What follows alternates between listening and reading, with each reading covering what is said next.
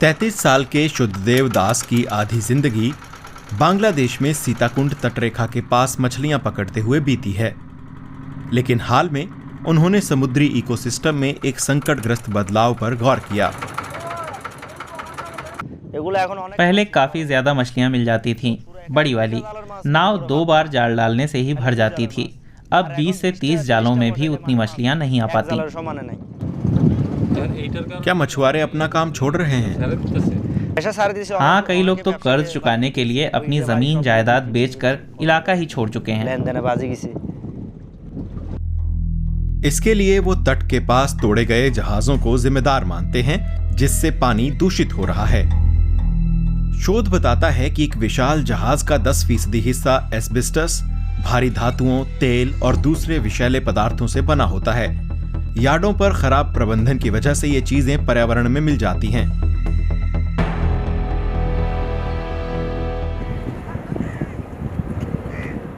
चटगांव बांग्लादेश का दूसरा सबसे बड़ा शहर है। इस बंदरगाह के पूर्वोत्तर हिस्से में 20 किलोमीटर के दायरे में 40 शिप ब्रेकिंग यार्ड बने हैं।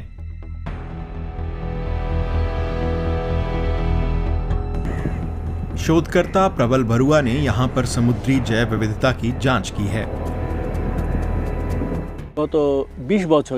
पिछले 20 साल में चटगांव के सीताकुंड तट के मछुआरे मछलियों की 25 प्रजातियों को गंवा चुके हैं। समुद्री जैव विविधता के सबसे अहम पहलुओं में से एक ये है कि घोंगे और ऑयस्टर जैसे जीव यहाँ से गायब हो रहे हैं।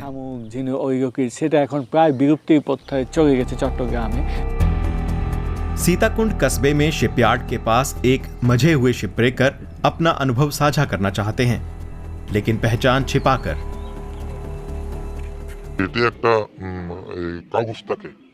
कागज पर कहा जाता है कि बूट, हेलमेट, दस्ताने जैसी बचाव की चीजें नियमित रूप से मुहैया कराई जाएंगी, लेकिन ये वादे कभी पूरे नहीं किए जाते। इसलिए कर्मचारी अपने बचाव के लिए तौलियों का इस्तेमाल काम चलाऊ मास्क की तरह करते हैं। इन तटों पर जहाज तोड़ने का काम बहुत खतरनाक है और कामगार अक्सर हादसों का शिकार बनते हैं। गैर सरकारी संगठन कहते हैं कि इससे अकेले 2022 में कम से कम 10 मौतें हुई और 33 लोग घायल हुए। बहुत से मजदूर लंबे समय तक स्वास्थ्य समस्याओं से घिरे रहते हैं। चटगांव में पर्यावरण अधिकारी कहते हैं कि पर्यावरणीय दुष्प्रभाव किस हद तक हैं, ये समझने के लिए लंबी रिसर्च होनी चाहिए। हालांकि शोध तो ये बता रहे हैं कि वो WHO के स्वास्थ्य मानकों की हद पार कर चुके हैं। बेहतर आकलन के लिए संबद्ध विभागों के विस्तृत अध्ययन बहुत जरूरी है।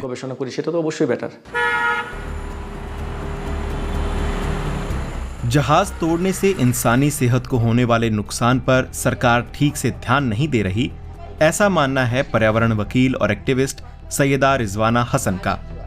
दरिद्र মানুষকে আপনি জাহাজ ভাঙা শিল্পে কি দিচ্ছেন? কর্মসংস্থান না, আপনি তাকে एस्बेस्टोसिस डिजीज दिচ্ছেন। गरीबी की मार झेल रहे लोगों को शिप ब्रेकिंग इंडस्ट्री रोजगार नहीं दे रही है, बल्कि एस्बेस्टोसिस और कैंसर जैसी बीमारियां दे रही है।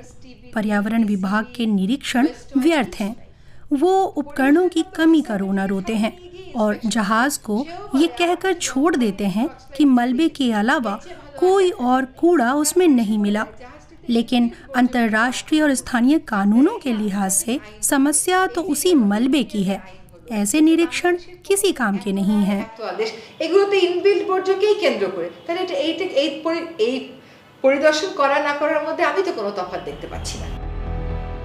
यूरोपीय संघ के 2013 के शिप ब्रेकिंग रिसाइकलिंग रेगुलेशन के तहत जहाज को इको फ्रेंडली तरीकों से ही तोड़ा जा सकता है। यूरोपीय जहाजों को स्वीकृत यार्डों से बाहर तोड़ने की अनुमति नहीं है। इसके बावजूद ये जहाज अक्सर दक्षिण एशियाई यार्डों में तोड़े जाते हैं। इस तरह थर्ड पार्टी सेल्स और झंडों में बदलाव के जरिए नियम तोड़े मरोड़े जाते हैं। DW को हाल में मिले दस्तावेजों में स्वामित्व की आधी अधूरी जानकारी मिली और कानून पर अमल की चुनौतियां भी सामने आईं। बात यह है कि बहुत सी शिपिंग कंपनियां अमीर देशों में स्थित हैं, जैसे कि यूरोप में, जहां से वो जहाजों को तोड़ने के लिए गैर कानूनी रूप से दक्षिण एशिया रवाना करती हैं। इसके लिए गलत तथ्य दिए जाते हैं, आखिरी गंतव्य को लेकर झूठ बोला जाता है ताकि जहाज पकड़ा ना जाए।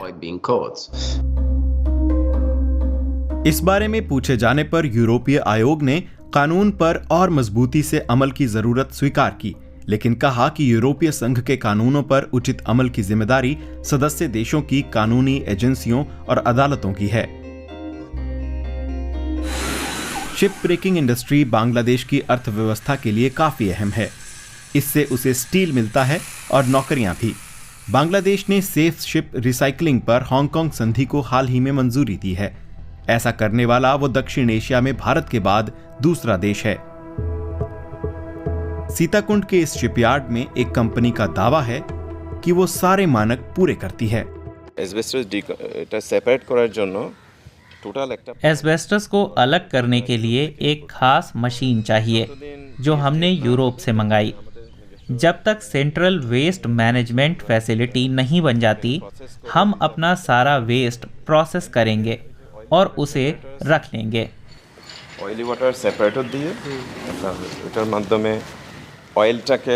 ये ऑयल वाटर सेपरेटर है। ये तेल को पानी से अलग कर इस टैंक में भरता है।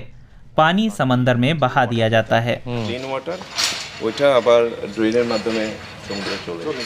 तट पर आ लगे जहाज की आंशिक मदद के लिए शिपयार्ड में कंक्रीट की बनी एक बीचिंग सतह है।